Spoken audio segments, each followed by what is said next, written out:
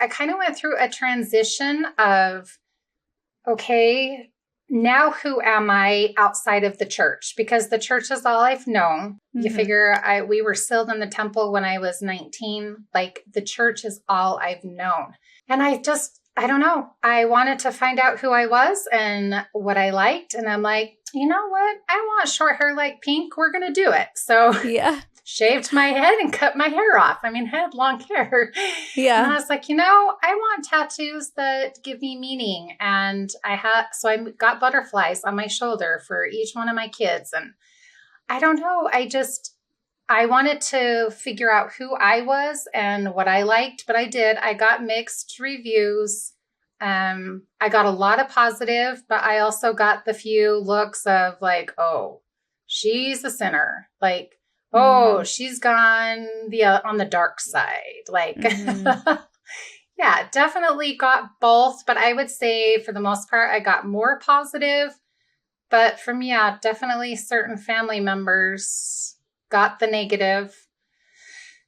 Yeah, I mean, I've been told that one family member has said that their spirit can't be around ours anymore because we are evil. So, I mean, that gives you an idea of, how some family members feel. But for the most part, a lot of family has been very supportive. And we have appreciated that because we are the same people. We have not changed. We just do not believe in the same things that we used to. We're not going out and murdering people. We're not going out and doing bad things. We're not doing drugs. Like, that is the biggest, I think that I would say that is the hardest thing, is trying to convince people that you are the same person on the inside. Yeah. You have not changed. You literally just have changed your beliefs.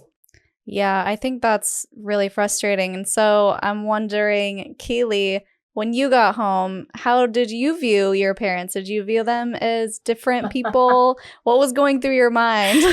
I mean, getting off the plane, I did. We got in the car after they picked me up, and I looked to the front of the car, and they had like Dunkin' Donuts coffees, and I was like, oh my gosh. They're diving into the deep end. Yeah. So I was like, oh my gosh, like they really have left the church. I think that was kind of a shock for me, just kind of seeing those changes. But then, I mean, they were super supportive of me. They were like, hey, like, you can keep going to church. We're going to support you. Like, that's what you believe, and we love you. You're our daughter. Like, whatever you do with your life, we're supporting you regardless. This is just where we're at, and this is what we believe, and we're gonna do our thing and you're gonna do yours. And I was like, okay, cool.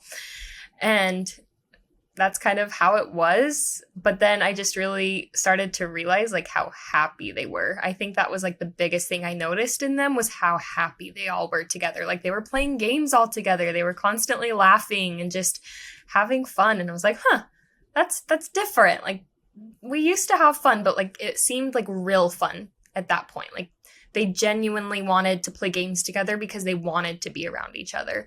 So it was kind of those things that I noticed. It wasn't the coffee or not going to church that was different. It was kind of how they interacted with each other. Wait, their countenance was brighter? I would say yes.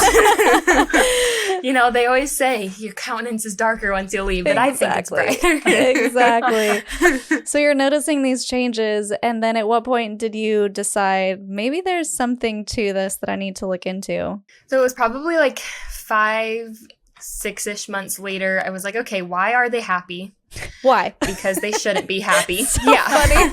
Because it's like that mindset that when you leave the church, you're miserable. Your life goes downhill. Everything's going to be the worst for you. And so I was like, why is my family happy? Why are they being successful? Like, they should be miserable so that they want to come back to church. Yeah. But they weren't. And so I was like, okay, something's wrong.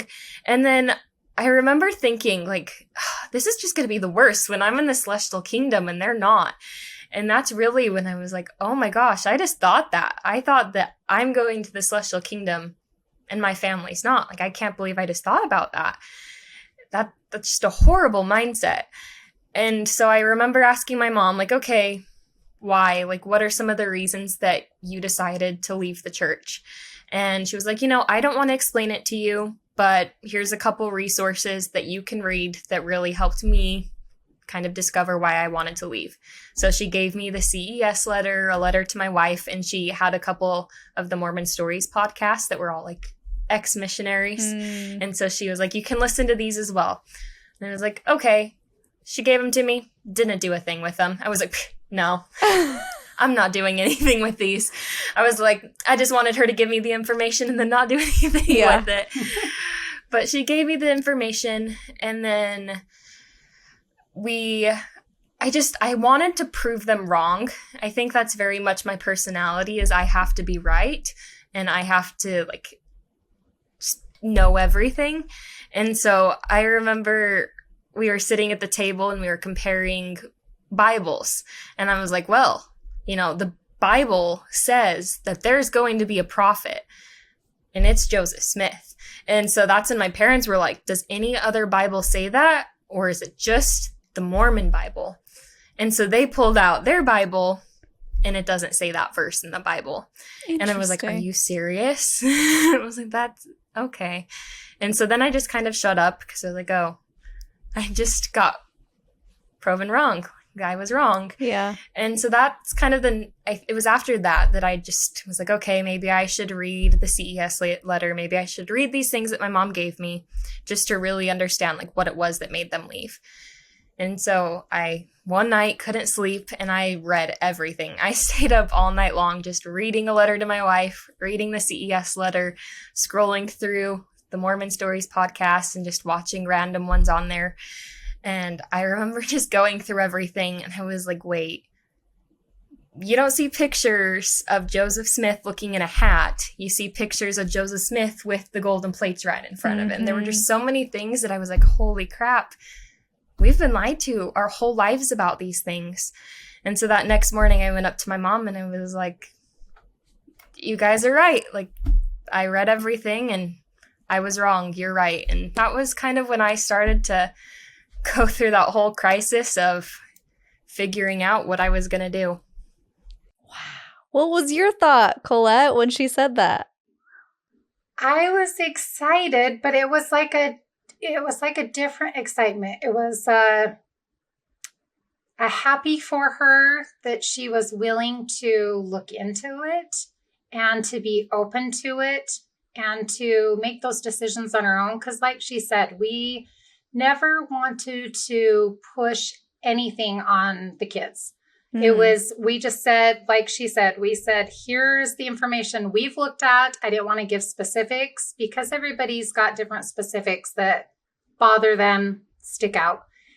I wanted her to make that choice for herself. But when she came up and finally told me that, I'm like, wow. Like, I remember saying to her, and I don't remember if you know this, Kaylee, but I remember saying, you are never going to understand the happiness you're going to find out. Because that was the biggest thing for me, is the happiness in my marriage, with my children, in our family. It is the weirdest thing because you think the only way to have true happiness is being in the Mormon church. And when I found the happiness outside of it, it literally changed my life.